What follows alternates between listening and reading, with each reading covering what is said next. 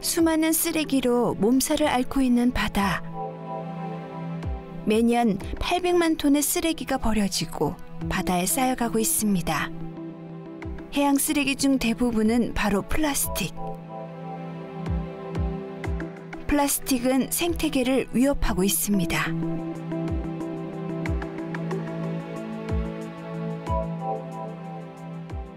최근 해양 생태계 문제의 주범으로 주목받고 있는 플라스틱. 눈에 보이는 쓰레기뿐만 아니라 눈에 보이지 않는 쓰레기까지 우리 바다를 위협하고 있습니다. 현재 상황은 어떤지, 어떤 노력을 하고 있는지 해양오염 특집 2부 미색 플라스틱 편에서 만나보시지요. 싸고 편리하기 때문에 자주 사용되는 플라스틱.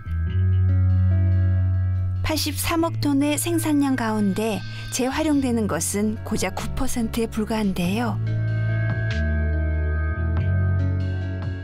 버려진 플라스틱들이 파도에 쓸리고 햇볕에 쪼개지면서 미세 플라스틱이 생성됩니다. 미세 플라스틱은 1마이크로미터에서부터 5mm 크기를 갖는 미세 플라스틱 파편을 의미하며 플라스틱 제품 생산 중 환경으로 유출되는 작은 알갱이와 같은 1차 미세 플라스틱과 플라스틱이 자외선, 파도, 해류 등으로 인해 마모되어 발생하는 2차 미세 플라스틱으로 구성됩니다. 플라스틱 사용량을 살펴보면 2014년 3억 1,100만 톤에서 2050년에는 11억 2,400만 톤에 달할 것으로 예상하고 있는데요.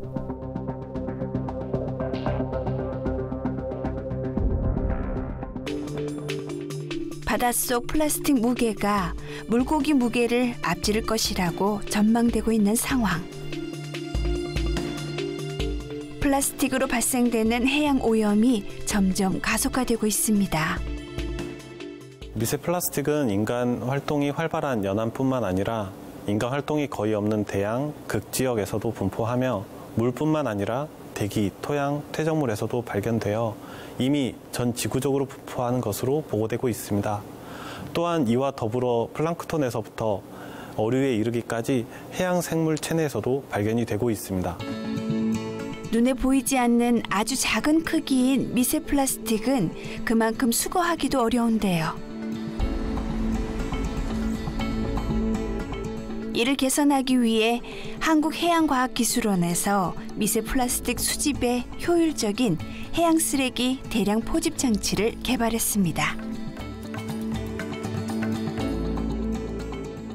쓰레기 대량 포집 장치를 이용해서 쓰레기 포집하는 것을 한번 볼 겁니다. 그래서 그 장치가 현재 지금 우리나라 미세 플라스틱 포집 장치에서는 가장 좀 신기술로 좀 등록이 돼 있는 거기 때문에 쓰레기 대량 포집하는 거에 대한 시설에 대한 문제점을 보완하고자 이제 현장에서 실증 실험을 하는 계기가 되겠습니다.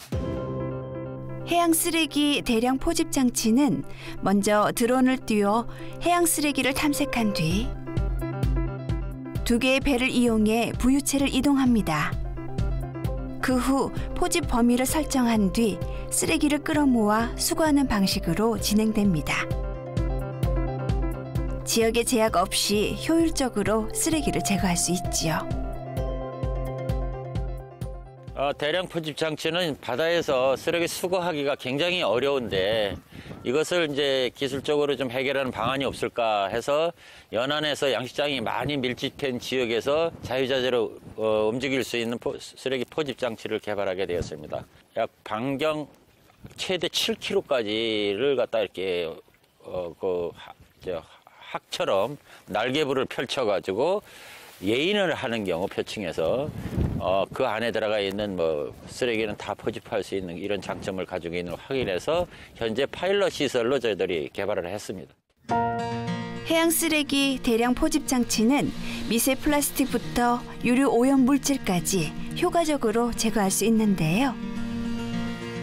해양 쓰레기 제거의 효율성이 높아 해양 생태계 보호에 더 높은 성과를 보일 것으로 기대하고 있습니다.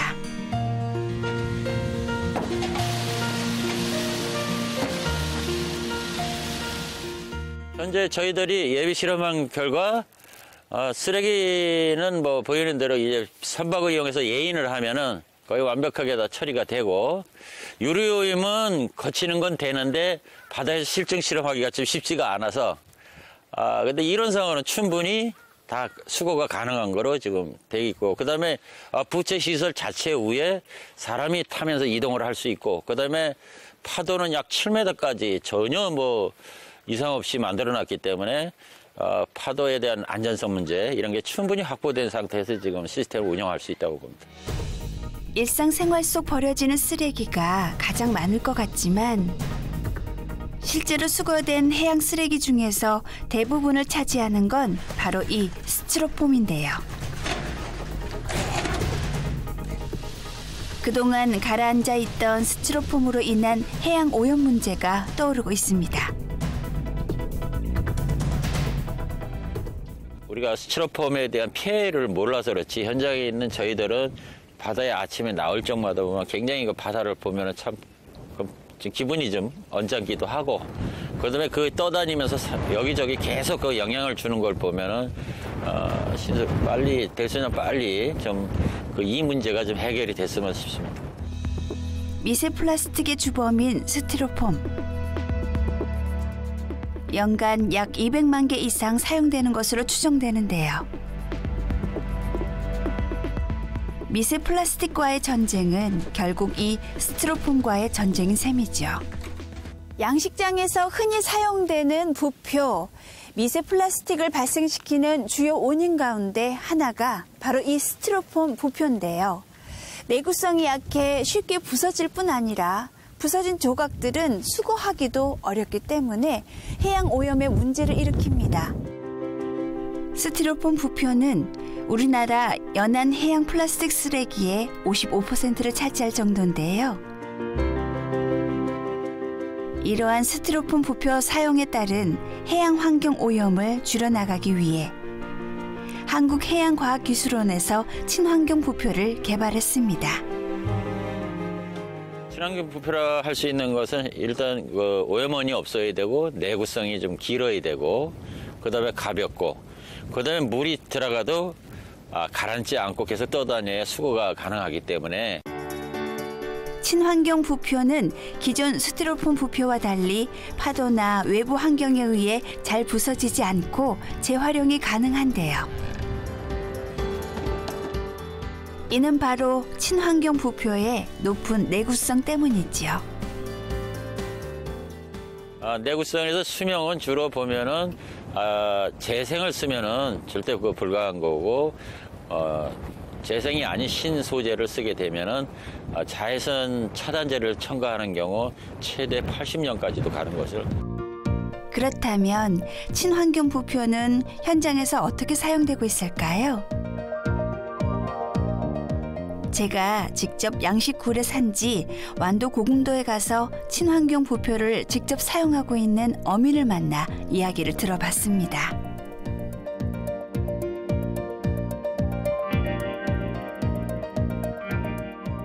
친환경 부표를 쓰신다고 쓰고 얘기를 있습니다. 들었어요. 지금 해양 쓰레기 문제가 너무 심각하다 보니 사실 마음은 있는데 여건이 맞지 않아서 못 쓰시는 분들도 많이 있다고 들었거든요. 예, 그렇습니다. 아버님은 어떠세요? 예, 그렇습니다. 네. 지금 현재 우리 부락에도 네.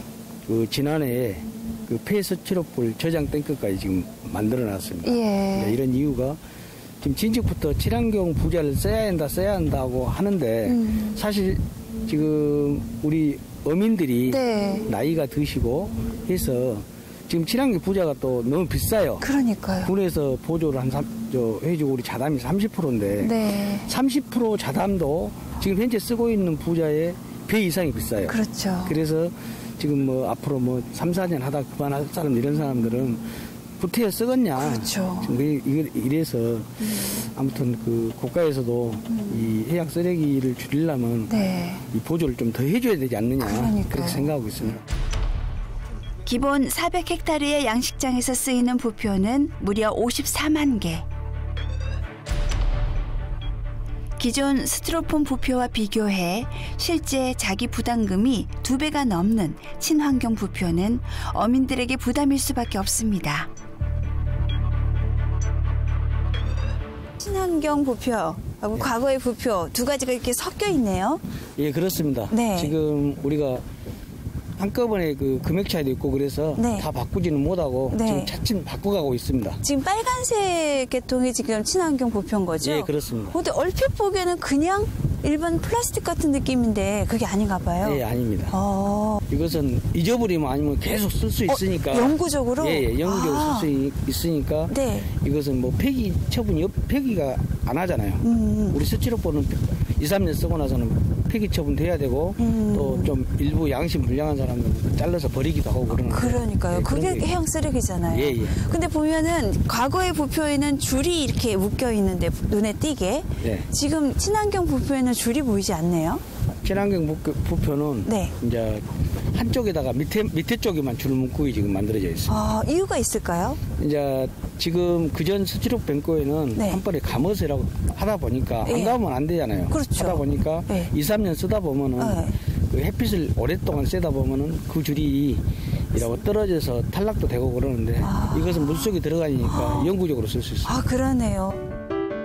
바다 환경을 위해 양식장의 친환경 부표 확대가 필수지만 어업 현장에서 친환경 부표가 널리 쓰이기 위해서는 지원에 대한 실질적인 지원 확대와 지속적인 제품 개발이 필요한 상황입니다.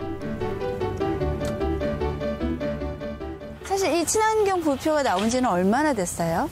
친환경 부표 사업 시작된 지는 한 5년 정도 됐는데 네. 그 친환경 부표가 기존에 나왔던 제품들이 문제점들이 있었습니다. 네. 예, 플라스틱을 사용해서 만들다 보니까 잘 깨지고 깨졌을 때 물이 들어가면 가라앉는다는 그 단점이 있어서 네. 어민들이 사용하기를 되게 꺼려하셨어요. 네. 그래서 그런 거를 개선하고자 만든 게 잘 깨지지 않도록 좋은 원료를 사용을 하고 그리고 그 안에다가 공기 주머니를 넣어서 네. 깨졌을 때 가라앉지 않게끔 보완을 한 제품입니다. 지금도 저희가 보기에는 완성품으로 보이는데 이보다 더 좋은 부표를 만들기 위해서 지금도 고민하고 계시는 거네요. 각 사용하시는 어민들이 네. 적용하시는 분야가 많고 그래서 어떻게 말하면 각 부락별로도 네. 계속 요구하는 사항들이 다 각기 다른데 그러네요. 지금 대표점들을 다 이끌어내면서 하나씩 맞춰드리고 있습니다. 네. 해양수산부는 2025년까지 양식장 스티로폼 부표를 친환경 부표로 대체해 해양 환경을 개선해 나가겠다고 밝혔는데요. 이렇게 바다에 버려지는 폐어구 문제에 주목하고 있는 이유는 해양 오염 문제에만 있는 것이 아닙니다. 버려진 폐어구로 발생하는 유령어업, 해양 오염뿐 아니라 어민들에게 많은 피해를 입히고 있습니다. 실제로 폐어구로 인해 피해를 입은 어민을 만나 이야기를 들어봤습니다. 전남 고흥의 나로도. 보이기엔 아무 일 없는 것처럼 평화로워 보이지만 이곳 어민들은 버려진 폐어구 때문에 심각한 피해를 입었다는데요. 육지엔 수거된 폐어구가 수북히 쌓여 있을 정도랍니다. 여기 지금 있는 폐어구는 바다에서 어선들이 조업 중에 인양된 어구도 있고 또 자기들이 쓰던 폐어구를 갖다가 이제 재활용품은 쓰고 폐어구만 여기 지금 채워놓은 거예요. 보통 태풍이나 조류 등으로 인해 대부분의 폐어구가 유실되고 손상되는데 수거할 방법이 마땅치 않아 바다에 쌓일 수밖에 없는데요. 이러한 유령 어업으로 인한 수산업의 피해는 연간 어획량의 10%를 차지할 정도랍니다. 이 어구들이 고정이 된 어구가 있고 유자망이라고 뭐 뱅어나 예를 들어 뭐 서대 뭐 오징어 같은 잡는 것들은 이렇게 유자망 조개 같은 걸 흘러가요. 흘러가면 그 폐어구나 이런 이제 오물질에 걸리가 그 어구가 완전히 이렇게 찢어져 가지고 못 쓰게 되어버려요.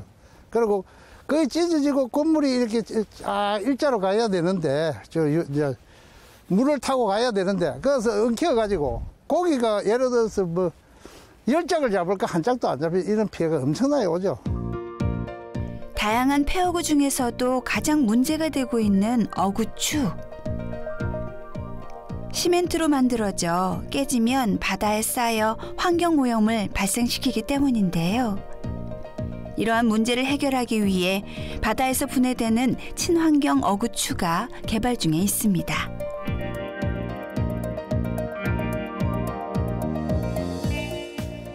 바닥에 바짝 붙어비면 그물이 상하기 때문에 이 추를 좀 큰 거로 많이 써요. 그런데 그 대개 보면 이 뜨끈이 쓴 것은 다 시멘트 추인데, 시멘트 추가 사실 보면 상당히 바다에 피해도 많지만 또 그것이 바다에서 되게 많이 깨져 버려요. 부표와 같은 다른 폐허구와 달리 폐허구 추와 관련된 해양 오염 문제는 잘 알려지지 않았는데요. 따라서 친환경 어구추 개발에 관한 지원과 관심이 더욱 필요한 상황입니다. 이 많은 이 어구추들이 바다에 떨어지면 그것이 하루 이틀이 아니고 계속 축적이 되다 보면 그것도 해양 오염이 된다. 그래서 이것도 예를 들어서 뭐 1, 2년에 되면 안 되지만은 한 10년이면 10년 이 분해가 되는 추구를 한번 만들어보자 해서 지금 그것도 지금 추진 중에 있는데. 폐어구들의 가장 큰 문제는 바로 잘 썩지 않는다는 것. 썩지 않는 폐어구는 계속해서 바다에 쌓여가고 있습니다. 이러한 문제점의 대안으로 분해되는 생분해성 어구가 떠오르고 있는데요. 폐어구로 발생하는 유령어업과 해양 오염을 막기 위해 제작된 친환경 어구가 있습니다. 바로 생분해 그물인데요. 최근 국립수산과학원에서 생분해 그물 4종류를 개발해 성공했습니다. 여전히 풀어나가야 할 숙제인 유령어업. 이러한 유령어업과 해양 오염 문제 해결을 위해 2005년 세계 최초로 국립수산과학원에서 생분해 그물을 개발했습니다. 생분해 어구는 일정 기간 동안 바닷속에 방치되며 미생물에 의해 물과 이산화탄소로 완전 분해되는 그물을 말합니다. 나일론 등 일반적인 그물은 잘 썩지 않아 조업 중 바다에 유실되면 유령어업이 발생을 합니다. 유령어업은 해양 생태계를 파괴를 시키고 수산자원 감소로 이어지는 문제점을 가지고 있습니다. 따라서 저희 국립수산과학원에서는 유령어업 저하감, 해양 생태계 보호, 수산자원 보호를 위해서 생분해 어구를 개발하게 되었습니다. 기존 생분해 그물은 대개 자망 어업에는 적합했지만 그물의 유연도가 낮아 다른 어종에서는 어획 성능이 떨어지는 문제점이 있었는데요. 이러한 문제점 개선을 위해 최근 고품질 원료 개발을 추진하였고 나일론 그물과 동등한 어획 성능을 나타낸 그물 개발에 성공했습니다. 국립수산과학원에서는 지난 2002년부터 생분해 어구 개발 연구를 시작하여서 총 24종의 생분해 어구를 개발하였습니다. 그리고 대게, 꽃게, 참조기, 자망 및 붕장어, 통발, 깔때기 등 10종의 생분해 어구를 어업 현장에 보급하고 있습니다. 생분해 그물은 그물을 짜기 위한 실부터 차이를 보입니다. 썩지 않는 나일론을 대체해 석유에서 추출한 생분해 수지를 원료로 쓰는데요. 일반 그물과 공정 방법도 다릅니다. 원사가 제일 처음 원사가 입고됩니다. 원사 입고돼서 편망은 고기 어구의 크기에 따라서 그 종류에 따라서 그 길이와 넓이를 측정을 하고요. 보망이라고 검사를 하게 됩니다. 그 편망이 잘 되어 있는지 검사를 하고 그렇게 해서 마지막 열처리하고 그다음에 포장 이렇게 나가고 있습니다. 열처리 과정은 각 그 어구에 따라서 그 온도 유지가 상당히 좀 틀리게 되어 있습니다. 그래서 각 업체마다 뭐 여러 업체가 있지만 각 업체마다 특성에 따라서 그 기계 장비의 특성에 따라서 이렇게 하게 되는데 그 열처리 과정은 그 온도 유지를 해서 그 우리가 가지고 있는 친환경 어구의 그 성능을 더 향상시키기 위해서 열처리 과정을 길게 할 그 어구에 따라서 시간을 달리해서 하고 있습니다. 지속적인 생분해 그물의 보급을 위한 연구 끝에 대게 자망을 비롯해 참조기, 꽃게까지 많은 업 현장에 보급되고 있는데요.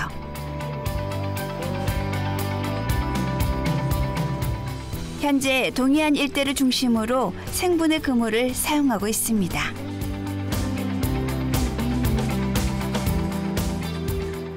주로 지금 현재는 그 강원도 쪽에 그 대게 자망, 그러니까 우리가 여러분들이 즐겨 드시는 그 대게 종류에 관해서는 거의 한 90% 이상이 지금 친환경 어구로 다 바뀌어 있고요. 바다 밑에서 올라오는 폐어구로 인해서 그 어차피 꽃게나 대게는 바다 제일 하층에 살기 때문에 그런 부분들이 아주 인식이 아주 많이 지금 바뀌고 계십니다. 그래서 친환경 그물로 해서 지금 많이 바뀌고 있는 추세고요. 바다 환경에 도움이 되더라도 어민들이 사용하지 않으면 소용없는 일이겠지요. 서해안에서 꽃게 자망 그물을 생분해 그물로 대신하는 실험이 진행되었는데요. 성공적인 실험 결과 이후 현재 대게나 꽃게잡이에 나서는 많은 어민들이 생분해 그물을 사용하고 있습니다.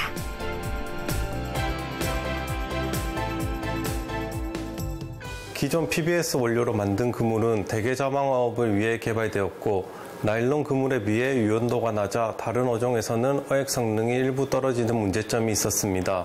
이를 보완하기 위해 2020년에는 기존 생분해 그물용 원료에 비해 강도, 유연성, 분해성, 환경성 등이 향상된 원료 및 이를 통해 제작한 그물을 개발하였습니다.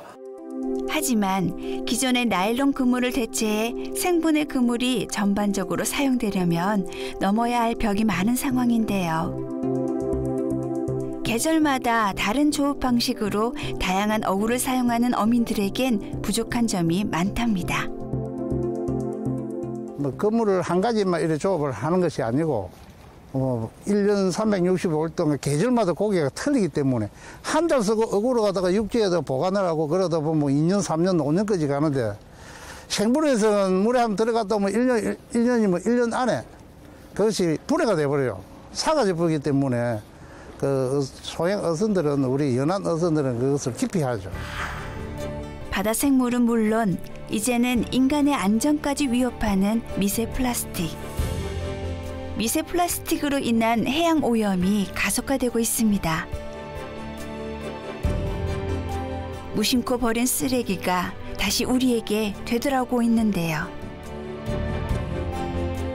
바다는 어쩌면 우리가 생각하는 것보다 빠르게 병들어가고 있을지도 모릅니다.